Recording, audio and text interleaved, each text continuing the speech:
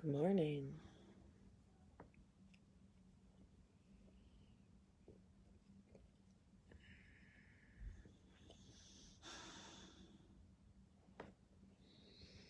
I don't really understand the issue here. I just don't.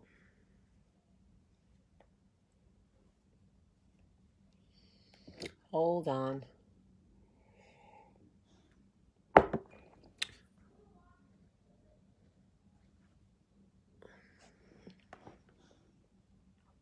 Okay.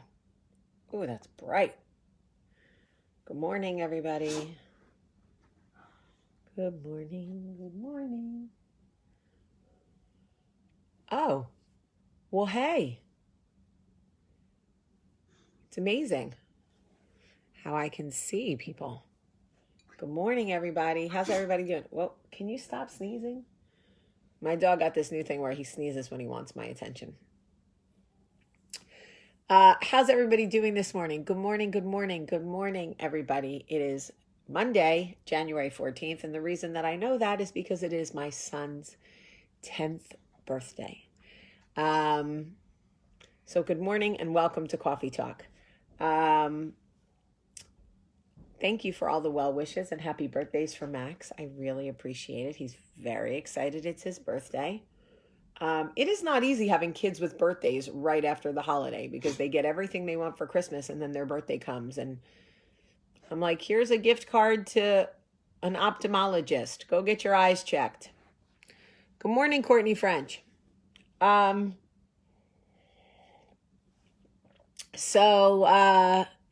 I want to tell you guys now I have two 10-year-olds right now. So Olivia and Max are both 10 years old for 10 days and she hates it. So it's like Irish twins, Irish twins. Okay, so I want to tell you guys a story about the day I found out I was pregnant with Max. Now, some of you who read my book, which is The Southern Education of a Jersey Girl, have read this story but you've not maybe heard it. And I want to tell you how ironic love is.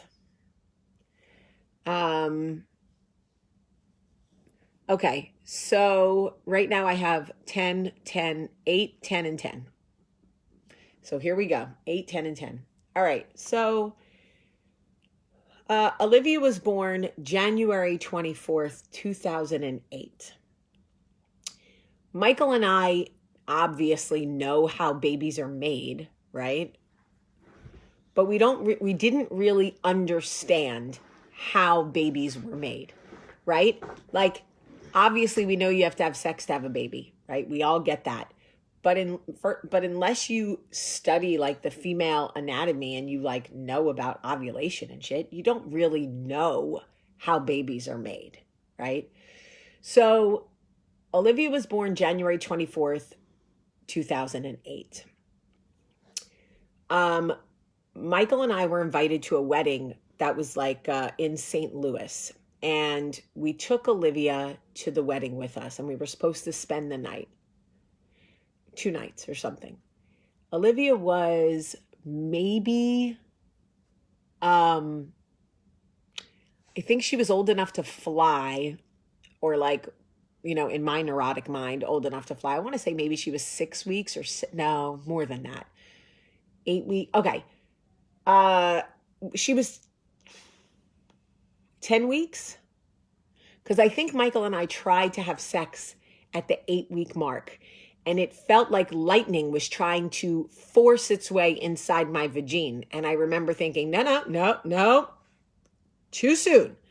And Michael was like, I think the doctor only said 6 weeks. I'm like, well, the doctor didn't push out a 9-pound baby. So get your fucking magic stick away from my magic hole because I'm about to die. Okay? So these doctors, ladies, these doctors with the permission after 6 weeks, it's like, bro, whose side are you on? Okay? Anyway, we tried at 8 weeks and I remember thinking, this is death. This hurts more than birth. Honestly, this hurts more than childbirth. Get your fucking pogo stick away from me. So Michael was like, okay. Anyway, we go to this wedding. So Olivia was 10 weeks old, okay? 10 weeks is nothing. She's still a bowl of jello, okay? I think she was smiling and farting at 10 weeks. That's all I got, right? So we go to this wedding, and I have one of those like emotional, neurotic breakdowns where I'm like, we can't put her in this pack and play. It's probably filled with salmonella, and she's definitely going to get sick and die. So Michael was like, I think it's just a pack and play. I think she can sleep in there. And I was like, you don't love our child.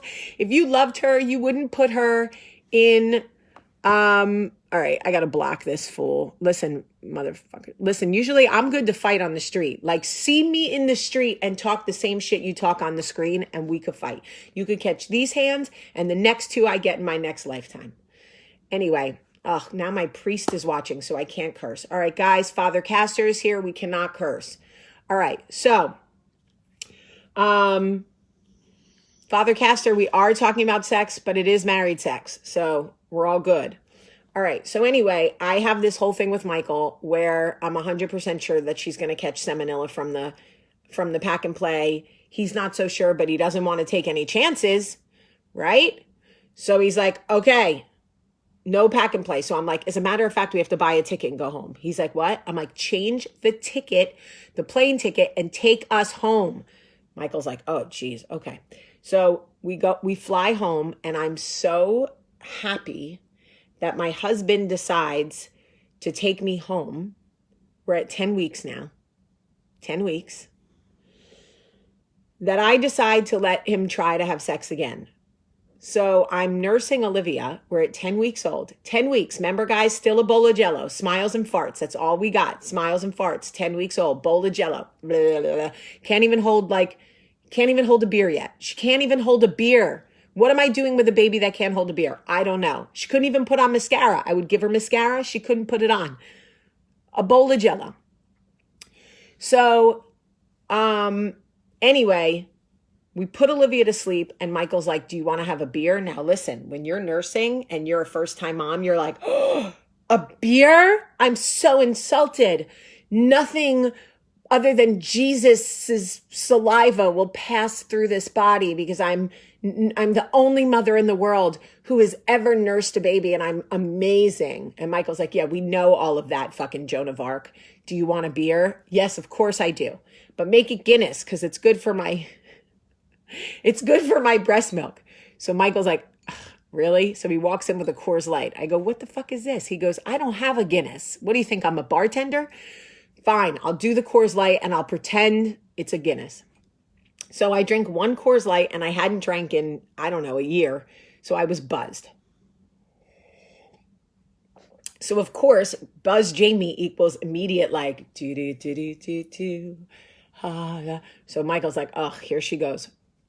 So I say, come on, let's have sex. He's like, yeah, we know how that went last time. I'm like, it's been 2 weeks. I'm fully healed. And he was like, I don't know. And I said, Michael, just say the word and my soul shall be healed. And he was like, the word. I'm like, that's it. I'm healed. Let's go. I'm drunk. So we go into the bedroom, right? And we decide to have sex. Here we go. I'm reminding you, my birthday. Yes, it's Max's birthday. Thank you. I know my kid's birthday. You don't really? I don't need a freaking reminder. I was there. I got it. I'm reminding you. I know it's his birthday. Stop telling me. I don't need a reminder. So here we go. We go into the bedroom. We're doing the sex. And in the middle of the sex, Michael looks right at me and he goes, wait a minute. And I mean, I'm talking right in my eyeballs, okay? As intimately as a man can possibly look at a woman while they are engaged in the sex. He looks right at me and he goes, wait a minute. You can't get pregnant again, can you? No, I just had a baby. I mean, God, Michael, how do you think babies are made? No, I don't even have my period. I'm a perfect nursing mother who doesn't give her kid formula save for on occasion when no one's looking, and I'm mostly only breastfeeding. So no, I can absolutely not get pregnant again. Don't you know anything about a woman's work, Maxwell? He was like, okay, so definitely not. You can't get pregnant again. I'm like, oh, no, I just had a baby. I'm still fat. Do you not see this? All this lovin'? This is Olivia lovin'. No. So he's like, all right, amazing. So I'm all, you got to get your period before you can ovulate. You can't have a baby without ovulation, Michael. He's all, okay, I don't know anything about that. I'm just here with the magic stick. Great. So here we go. Michael and I do the sex. The sex is good. Yeah, good. That's a lie. It was basically, ow, ow, ow, get off me, ow, ow, hurry up. But fine, we did it. Anyway, life goes on. The next 2 weeks are all a blur. You know why? Because I had a bowl of Jell-O upstairs who did nothing but smile and fart at me. But it was fine. Except that the nursing stopped about 10 or 12 days after. The nursing got weird. She was less interested. And of course, I felt like a failure. I'm failing. My boobs are failing. My boobs suck.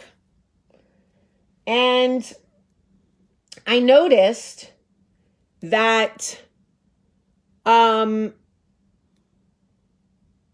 started going backward, right? Like I was healing and I was feeling really good and everything was great. And then all of a sudden, I started going backward. I started feeling not great around the 12-day mark.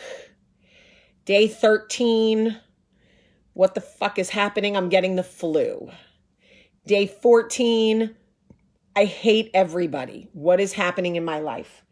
Now, around day 15, I decide to go to lunch with Michael Choi, who's one of my best friends in town. And we're at this very fancy lunch. And I tuck my baby fat into my skirt. Those of you who have had babies, it's like that weird fat. It's not like I ate too much fat. It's like my skin was stretched out to kingdom come fat. So you've got to kind of tuck it into your tights. It's fine. It helps actually to tuck it in. So I go to this fancy lunch, and in the middle of the fancy lunch, Michael Choi says, "Is that you? Are you farting?" And I go, "No, I wouldn't fart in Bottega. What kind of woman farts in Bottega?" And he goes, "Jamie, I've smelled this before. I know this smell. This is you. You're farting. Something's wrong." And I go, "Is that me? Is it me? Am I farting and I don't know? Is it trapped in my tights? What's happening?" And he goes, "Oh, Jesus. Are you pregnant again?" What? Absolutely not. I am a full-time nursing mother who is doing everything perfectly and only had the sex one time. And don't you know, you can't get pregnant if you haven't had your period yet. Michael Choi, who obviously doesn't know about the human female anatomy. God, I'm leaving this lunch. Me and my farts are going home. So, on the way home, I decide to buy some pregnancy tests because, you know, I am farting. I've smelled those farts before. Okay. So I decide not to take one of those tests that day because I'm definitely not pregnant. So I'm just going to go back to being a perfect mom. Besides, now Olivia was like 13 weeks old and she could put on her own mascara. And at that point, I really liked her. Like once she can make her own appointments at the pediatrician and sit on hold and deal with all that bullshit and put on her mascara, I'm good. So she was like 13 weeks. She was already doing that. So anyway, the next morning, I wake up And Michael's in the kitchen reading the newspaper to Olivia, I'm sure explaining something very boring to her, but whatever. And I decide to take a pregnancy test because there's, once I take it and it's negative, my farts will stop.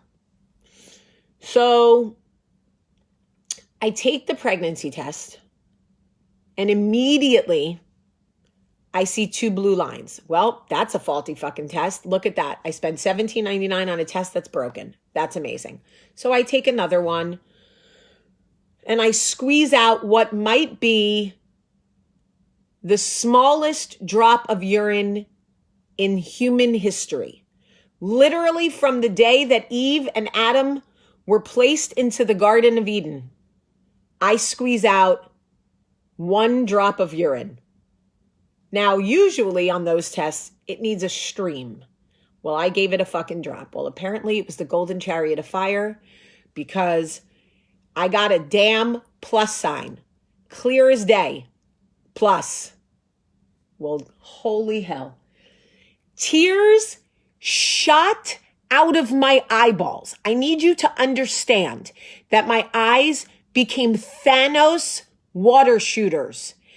Tears shooting out of my eyeballs. Okay? I wasn't crying. Tears run this way.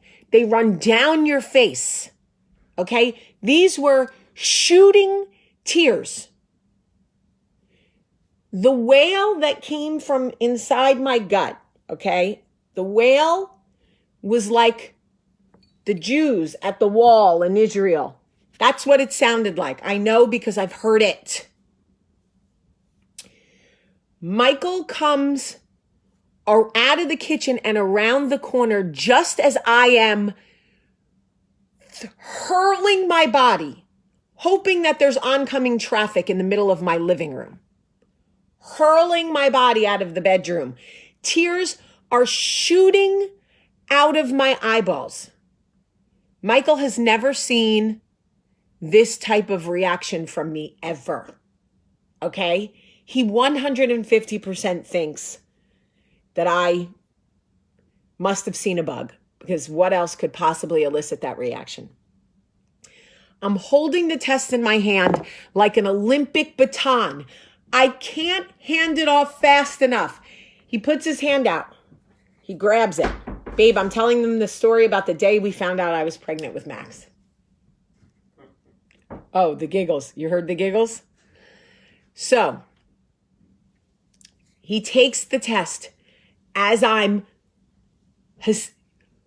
wailing tears. Okay, Michael looks at the test, right?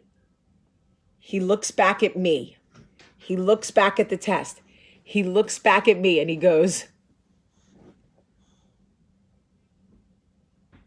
I did it! You motherfucker! So, I am hit with a wave of emotion. Not nausea. You thought I was going to say nausea. No. Emotion. Who is growing in there? Who is trying to rob my daughter, my queen, the love of my life, that bowl of Jell-O, who can now put on her own mascara? Who is trying to rob her of nutrients and breast milk and attention and love and God's favor? Who is this demon spawn that found its way into my uterus without my permission? That's what I wanted to know. And I was not happy about it. I was devastated. And I went to the damn doctor. And Dr. Huggins went, only you. Why am I not surprised? Why am I not surprised? I said, don't you do an ultrasound right now and you prove to me that Satan exists. You show me horns and a pitchfork. I know that I am being taken over by some force that wants to rob me of love for my firstborn. And Huggins was like, wait, what? And I was like, listen, I got a fucking genius kid at home, okay? I got a 13-week-old kid that is changing tires and solving world peace. And there is something growing inside me trying to rob her of that. And I won't stand for it. I will not. So you look in there and you see who it is. So he does the ultrasound. No, I was too early for an ultrasound. He does a blood test. And he comes back and says, well, you're definitely pregnant. You look to be about 4 weeks. Well, thank you, Captain Spock. Thank you for that. You didn't tell me anything that the fucking magic drop of urine told me. I want to know who's in there. Who's doing this to me? Well, folks, long story short, turns out I was pregnant. I was devastated. I decided, Michael decided we were not going to find out if it was a boy or a girl because I was so angry. And I went through a pregnancy where people would see a 6-month-old baby on my hip and a 6-month pregnant belly and think, wow, she hasn't lost 1 pound. I went through a pregnancy where I couldn't even enjoy the kicks or the anything because I had a newborn, a bowl of Jell-O that was starting to hold her head up and do tummy time and watch Elmo and file taxes. And I had to be present for all of that because I was resentful of the fact that there was another kid coming who I knew I wouldn't love, by the way, because there was no way I was ever going to love anyone as much as I loved Olivia, because Olivia was sent obviously straight down from heaven, changed my life. And this child clearly came to rob her of that. And I was going to have no part of that. I was just going to have no part of that. Michael, on the other hand, was ecstatic. He could never, you couldn't tell him nothing. He had super sperm. They all had capes on them and he couldn't miss. And he was amazing. And I was resentful and annoyed that I had to go back into the, you can't drink, you can't have sex, you can't, blah, blah, blah. And I was devastated. And everyone went, it's another life. It's a miracle. Everybody became some weird mix of the nanny and not Mary Poppins. And I'm like, what the fuck am I surrounded by? Stop telling me that. I know it's a life. It's kicking the shit out of me. So I know what it is. Thank you so much. But anyway, I didn't care who it was or what it was or what it needed or anything, because I had a child to take care of and I was already a mom and I was already doing the thing and I didn't plan this and nobody planned this and I didn't ask for this and this was not in my fucking birth plan or my body plan, to be honest. So, long story short, I'm basically ovulated 5 centimeters for so long that I thought this kid's never coming out. He or she is just going to live there forever with the top of its head crowning in my crotch. And forever I'll be at a circus and people will go, ooh, look, she's the Miss Crowning Crotch. She's been crowning crotch, for years. And now there's a college student in her vagina who's just crowning forever. So I thought, you know what, this kid is going to punish me because I didn't really want it. And now it's just going to crown in my vagina forever. So finally, on the morning of January 14th, I say, that's it. You're getting the hell out. I'm going to fucking push you out in my living room if I have to. Luckily, I didn't have to because apparently Crowning Crotch decided to grace us with his or her presence because I could feel like I had to poop and I knew I didn't. And I thought, well, this is it. Either I get to the hospital now or I'm taking a kid shit in my living room.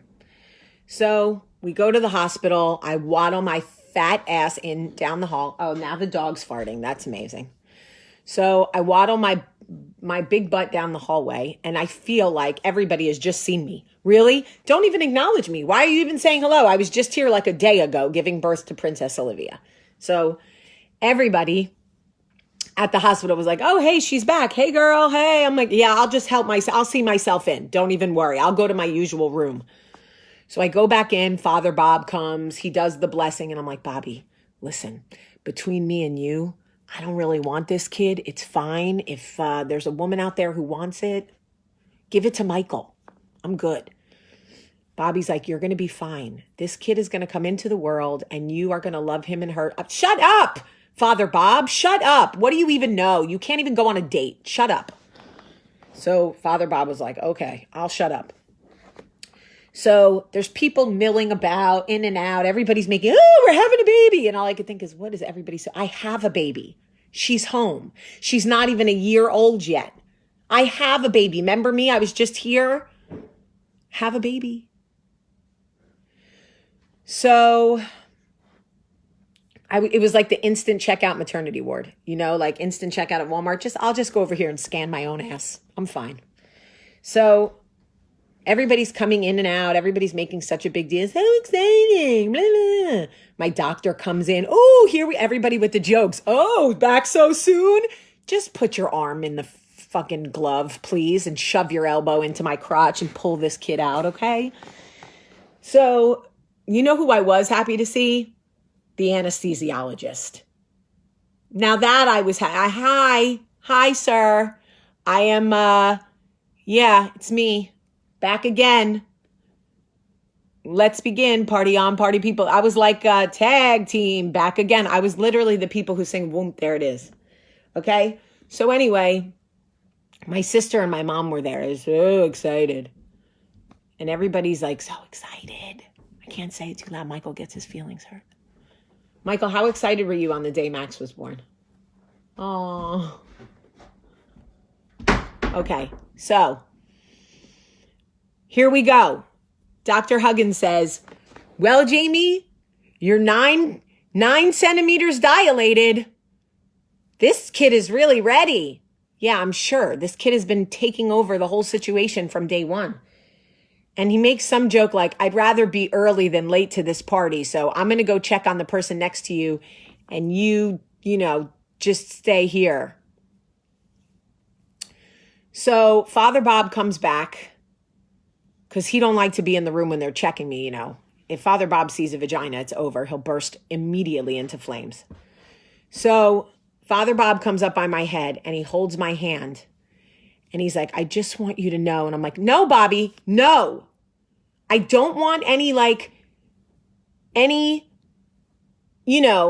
religious kind talk. I don't want that. Just shut up. And then I'm like, you traitor, you must not love Olivia. Because if you really loved her, you wouldn't be so eager for this baby to come. Okay. Well, in the middle of me yelling at Bobby, I go, oh my God, I have to poop. Bobby goes, wait, what? I go, I have to poop. Get out. And Bobby's like, ooh, you're going to poop? I'm like, get out. So the nurse that was in the room with Father Bob and I suddenly is seeing a priest take off. Now, if you've never seen a priest run full speed, you don't know what you're missing. Because I'm talking clerics and all, fully decked out in his costume, clerics, whatever it's called, take off out of the room, running. And the nurse turns around and she goes, what happened? And I go, I have to poop. I'm pooping right now. She's like, you're pooping? You're not pooping. Yes, I am. Excuse me. I'm 32. I think I know when I'm pooping. She goes, trust me, you're not pooping. She lifts up the thing. I go, oh, great. Look at the poop. That's good. You're smart. And she goes, just as I thought, we're having a baby. Oh, great. I'm simultaneously giving birth while I'm taking a shit. This is a great time for everybody. You know what? This kid's amazing. So she's like, who's coming in the room? I go, well, the doctor would be a good start. Good. Paging Dr. Huggins. Let's go. I don't know what this is. Paging Dr. Huggins. Michael's there. My mom comes in. My sister. not Father Bob. And You want me to cover your clothes? why? This dust. Oh, great. Sure. Can you shut that door? I'm getting to the birth part. I don't want you to hear it.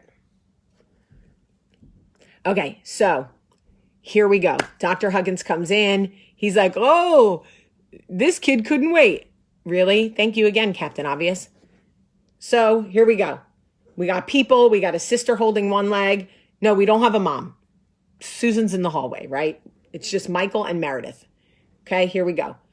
Literally push, Jamie. One push, we have a head. Jamie, look down. No, I'm not looking at this kid. I refuse. Push again. Jamie, we have a shoulder. Look down. No, I absolutely will not look down. Push again. I feel immediate relief. I see pee go like this. And I hear my sister go, it's a boy. What? It's a boy? So Michael, it's a boy. Everybody, it's a boy. I hear everyone in the hallway, it's a boy. Like it's the first fucking boy born in the world. Okay? Right? All of a sudden, they mix him all up, whatever they do. They hand him to me. They put him on me, right? And they're rubbing his back because they want him to cry. And he makes some sort of crying sound, and everybody's very intense and happy. And I look down at him, and I think, oh my God. Where have you been my entire life? And why have you taken so long to find me? Yeah.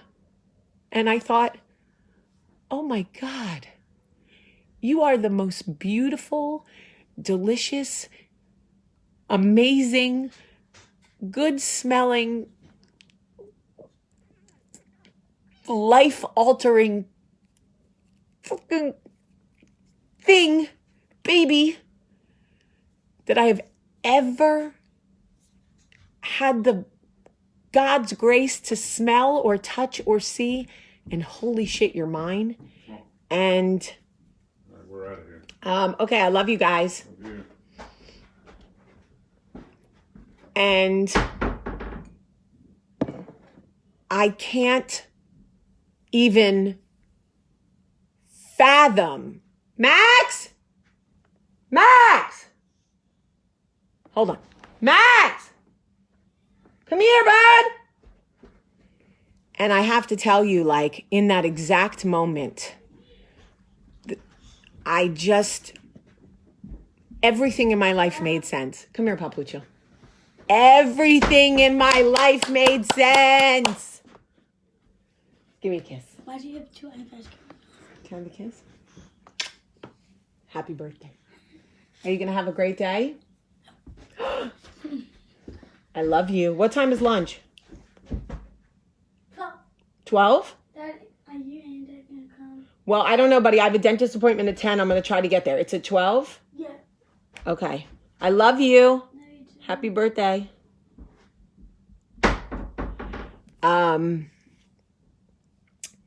Everything I never knew I wanted or needed. And so I didn't have to share. The beautiful part was I didn't have to share Olivia's heart because my body created a whole new heart for Max. And I had my heart, then Olivia's heart, and Max's heart. 3 hearts beating in my chest simultaneously like a percussion band. And I loved him so much.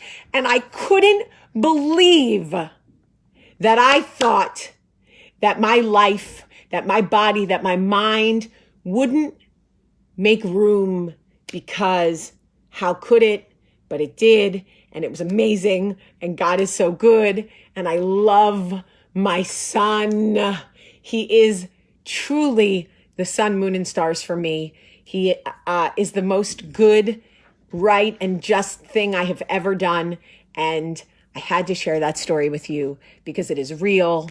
And people pretend that they're so excited every time they're pregnant. And some of us are not. And My children are 11 and a half months apart, and for the next 10 days, I will have two 10-year-olds. And I love my son and all of the people at the hospital who didn't make fun of me when I came back 9 months later because I lost a baby, and then didn't make fun of me when I came back 9 months later with Charlie. And I wish that I had kept going. And apologies to Father Bob for all the screaming. But anyway, that's my story, and I'm sticking to it. If you've made it with me this far, it's been 30 minutes. You're amazing. But I love you guys so, so, so much. So much. And if you see Max out and about today, feel free to wish him a happy birthday, because he is truly, truly the boy who loved me back to life. They say that we search for like a love the way that God loved his son, and it's like one of those loves. I just want unconditional, and it's different than daughters. And it doesn't mean that I don't love my daughters as much as I love my son, but it is different. And I am not afraid to admit that. It is different the way I love him and he loves me. And he is just the greatest thing that ever, ever, ever happened to me. And I have no idea why I felt the way I did before, but it's real, and I did. And I'm such a fool. And he's just amazing. So sometimes God's blessings appear to be the last thing you want in life and end up being the only thing you'll ever need. Remember that God is good all the time. And I love you so much. I love you. Have a great, great day.